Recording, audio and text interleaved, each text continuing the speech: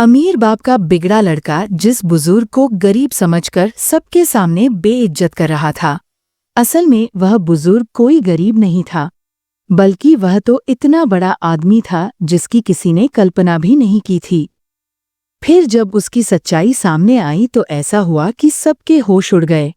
सुबह के 9:32 बजे थे। शहर के सबसे आलीशान होटल कैफे रॉयलिस्टा के बीचों बीच सबसे बड़ी टेबल पर ऋत्विक बैठा था। उम्र मुश्किल से 29।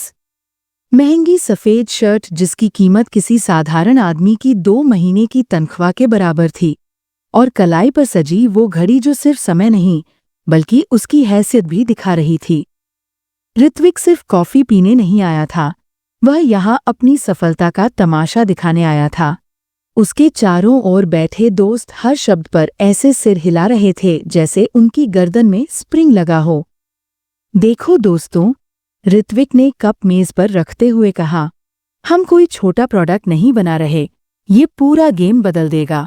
इन्वेस्टर्स लाइन में हैं, अब बस हम तय करेंगे किसे मौका मिले। उसकी आवाज इतनी ऊंची थी कि आसपास बैठे लोग चाहकर भी अनसुना नहीं कर सकते थे। दोस्तों में से एक बोला, वाह ऋत्विक भाई, आप तो पूरी तरह ट्रेंड बना दोगे। दूसरा बोला, आपके जैसा विजन किसी के पास नहीं।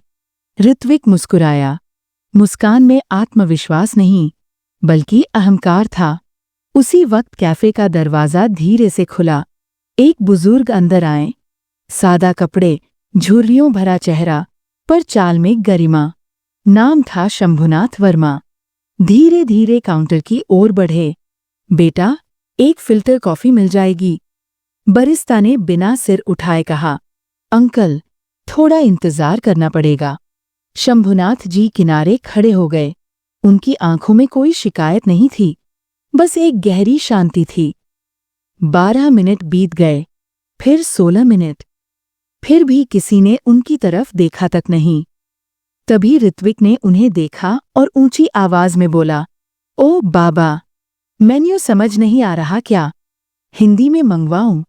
पूरा कैफे हंसी से गूंज उठा, लेकिन शंभुनाथ वर्मा ने सिर्फ हल्की मुस्कान दी। पास में खड़ी नेहा, जो पिछले 8 महीने से वहां काम कर रही थी, ये सब देख रही थी।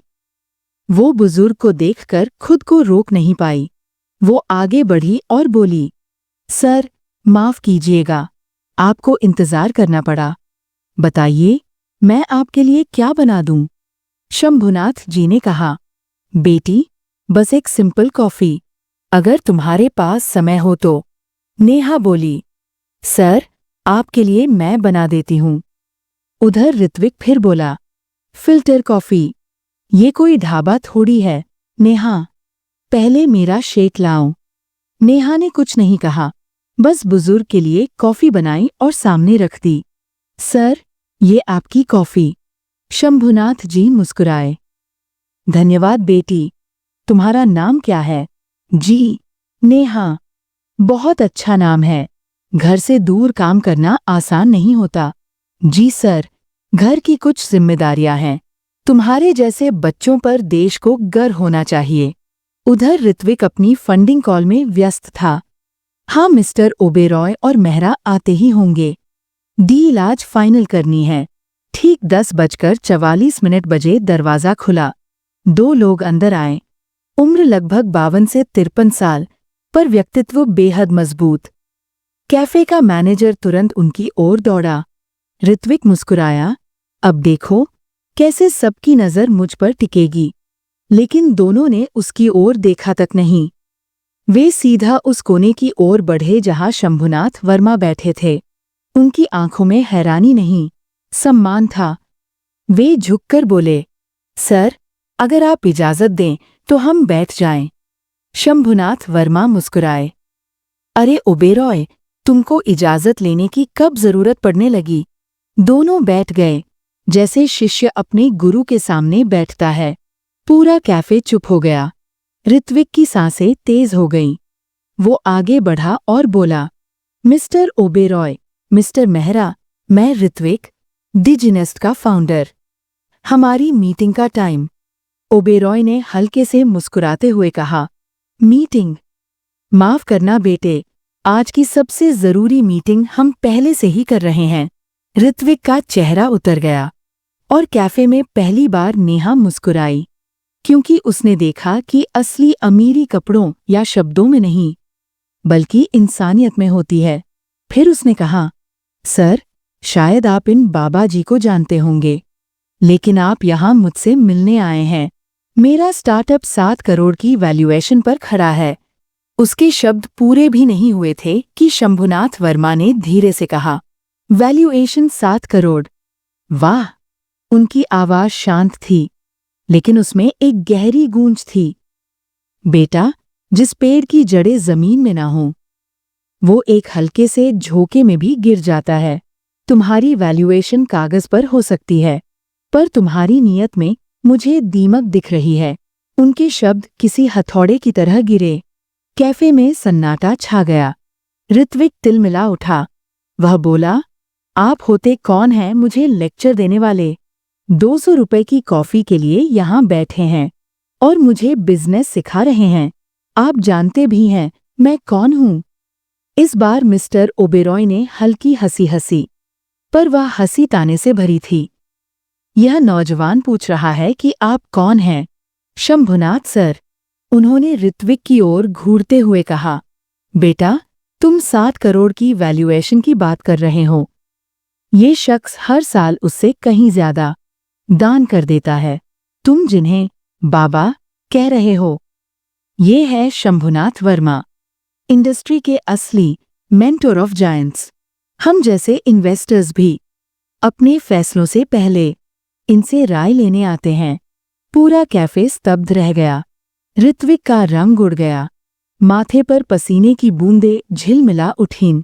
दोस्त जो कुछ देर पहले तक उसकी तारीफ कर रहे थे, अब कुर्सियों में सिमटने लगे। शंभुनाथ वर्मा ने गहरी सांस ली। तुमने पूछा था ना, मैं कौन हूं? मैं वो खरीदार हूं जो सामान की क्वालिटी से पहले उसे बेचने वाले की आंखों में सच्चाई ढूंढता है। मैं वो निवेशक हूं जो बैलेंस शीट से पहले संस्थापक की कैरेक्टर शीट पढ़ता है। और आज मैंने यहां आकर निराशा पाई है। उनकी नजरें ऋत्विक पर जमी थीं। तुम जैसे लड़के स्टार्टअप को मेहनत और इनोवेशन का नहीं, बल्कि अहंकार और दिखावे का प्रतीक बना रहे हो। तुम्हें लगता है महंगी घड़ी, भारी शब्द और दूसरों को नीचा दिखाना ही सफलता है। नहीं बेटा, इंसान बड़ा अपनी मेहनत, नियत और इंसानियत से बनता है। तुमने उस लड़की का अपमान किया जो यहाँ ईमानदारी से काम कर रही है। जिस इंसान को अपने कर्मचारियों का सम्मान नहीं, वो ग्राहकों का क्या करेगा? तुम्हारा इन्वेस्टमेंट प्रपोजल मैं यहीं और अभी खारिज करता हूं। पूरा कैफे सन्न रह गया। ऋत्विक जैसे पत्थर बन गया। शंभुनाथ वर्मा ने कहा, नेहा बेटी, जरा इधर आना। नेहा कांपते हुए आगे बढ़ी। उन्होंने मुस्कुराकर कहा, डरो मत बेटी, तुम्हारी सच्चाई और मेहनत मैंने देखी है। तुमने कहा था ना, तुम अपना छोटा होटल खोलना चाहती हो। जी, पर मेरे पास इतना पैसा नहीं। शंभुनाथ वर्मा ने डायरी से एक पन्ना फाड़ा। ये मेरा नंबर और ऑफिस का पता है। कल सुबह 9 बजे आकर मिलना। पैसों की चिंता मत करना। नेहा के हाथ कांप रहे थे। उसने धीरे से वह पन्ना थाम लिया। फिर शंभुनाथ जी ने टेबल पर 500 रुपए का नोट रखा, जबकि कॉफी की कीमत सिर्फ 120 रुपए थी। कभी किसी की मेहनत सस्ती मत समझो। उन्होंने नेहा के सिर पर हाथ रखा और कहा, हिम्मत रखना बेटी, कल की सुबह तुम्हारी जिंदगी बदल देगी। उनकी नजर ऋत्विक पर गई। चेहरे से अहंकार गायब था, सिर्फ पछतावा बचा था। सफलता के शिखर तक पहुंचना आसान है, पर वहां टिकना मुश्किल। शिखर पर सिर्फ इंसान का किरदार टिकता है, अहंकार नहीं। यह कहते हुए वे ओबेरॉय और मेहरा के साथ बाहर निकल गए। कैफे में सन्नाटा पसर गया। ऋत्विक के दोस्त एक एक करके खिसक गए। कोई फोन पर बात करने का बहाना बना, कोई नजरें चुराकर निकल गया। मैनेजर, जो अब तक उसे वीआईपी समझता था, अब उसकी ओर देखना भी नहीं चाहता था। ऋत्विक अकेला रह गया, अपनी टूटी सल्तनत का हारा हुआ राजा। उस रात शहर में आग की तरह खबर फैल गई। मेंटोर शंभुनाथ वर्मा ने ऋत्विक को सबके सामने खारिज कर दिया। सुबह होते ही निवेशक ने हाथ खींच लिया, सह संस्थापक ने इस्तीफा दे दिया। फोन बजता रहा, अब कोई फंडिंग नहीं, बस पैसे वापसी की मांग। 60 करोड़ की वैल्यूएशन सिर्फ 24 घंटे में मिट्टी में मिल गई। उसी सुबह नेहा दिए गए पते पर पहुंची। ना कोई बड़ी बिल्डिंग, ना शीशे की दीवारें, बस एक शांत बंगला जिसके बाहर तख्ती पर लिखा था आराम। थोड़ी देर में शंभुनाथ वर्मा आए। अंदर आओ बेटी, तुम्हारा ही इंतजार था। उन्होंने उसे टेबल पर बैठाया। 1.5 घंटे तक बातें होती रहीं। फिर उन्होंने अपने सेक्रेटरी को बुलाया। 30 मिनट में शहर के बड़े मार्केटिंग और फाइनेंस एक्सपर्ट वहां मौजूद थे। कल तक जो लड़की कॉफी सर्व कर रही थी, आज बिजनेस प्लान बना रही थी। 7 महीने बाद शहर की एक शांत सड़क पर एक प्यारा सा होटल खुला। नाम था माँ का स्वाद। होटल मशहूर हुआ सिर्फ स्वाद के लिए नहीं, बल्कि अपनेपन के लिए। नेहा ने वहां उन्हीं लोगों को काम पर रखा जिन्हें सच में जरूरत थी। उसका एक नियम था, रात का बचा खाना अनाथालय जाएगा। एक शाम जब नेहा ग्राहकों से मुस्कुराकर बात कर रही थी, दरवाजे पर एक कार रुकी। शंभुनाथ वर्मा भीतर आए। छड़ी का सहारा था, पर चेहरे पर वही दयालु मुस्कान। नेहा ने आगे बढ़कर उनके पैर छुए। उन्होंने कहा, अब तुम खुद दूसरों को मौके दोगी, यही असली सफलता है। नेहा की आंखें नम हो गईं। उसे एहसास हुआ, कभी कभी जिंदगी में सबसे बड़ा निवेश पैसा नहीं, बल्कि किसी का विश्वास होता है।